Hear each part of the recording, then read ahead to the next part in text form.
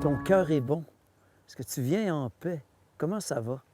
Déjà, on entre dans une luxuriante sensibilité pour rêver le monde, l'imaginer, le dire et l'écrire. En ce sens, pour moi, parler des littératures autochtones, c'est tout de suite faire un lien avec une des pistes que j'aime bien à dire lorsqu'on veut tendre à une définition de l'art autochtone. Ah, ah, ah. Le chemin. Quel chemin? Quelquefois, on pourrait dire qu'on est dans des routes de terre, dans des chemins de gravelle, sur des autoroutes, même des pistes de course ou des pistes qui tournent en rond. Mais dans notre cas, on est sur les routes d'eau. Yandawa. Voilà. Et ça met en branle une conception même des Amériques. Ça nous oblige à nous rapprocher des nervures de nos milieux de vie. Du territoire aussi. Forcément, par les routes d'eau. Donc, une cartographie, une géographie, une toponymie se superposent.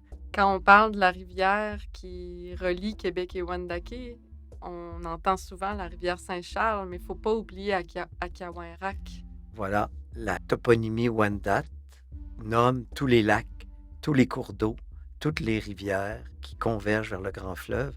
Et c'est important parce que quand on dit Akiawinrak, on dit la rivière à la truite, l'abondance des poissons.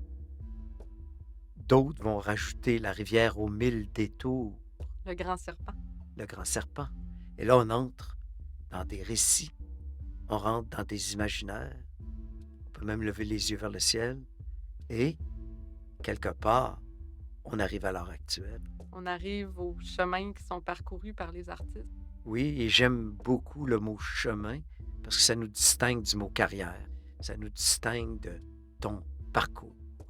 Ça nous ramène à là où on pose les pieds. J'aime tellement l'expression de Joséphine Bacon. On pose nos pieds dans des traces. Quelqu'un est passé par là. Devoir de mémoire, mais aussi de continuité, de se placer dans le temps par le territoire.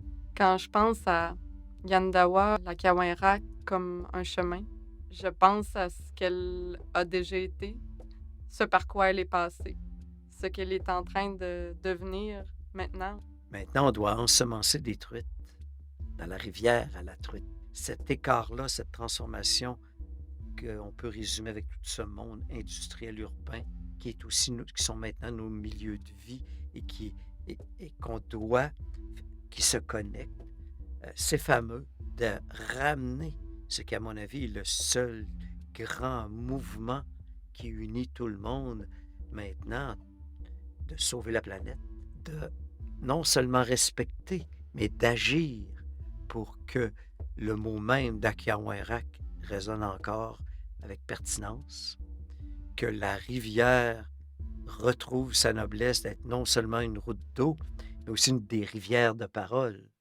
les grands colliers de wampum.